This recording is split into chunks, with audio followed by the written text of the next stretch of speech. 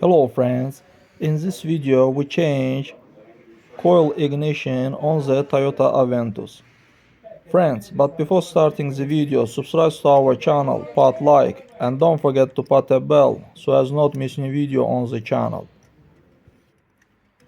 First of all, we turn on and remove all spare plugs and after that change coil ignition. Because it's not work very well and our car has not gained momentum.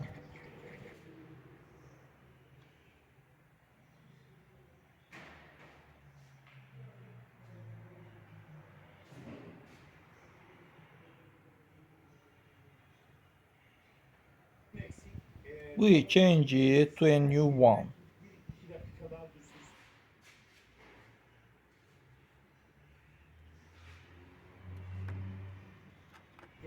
and change all the spare plugs.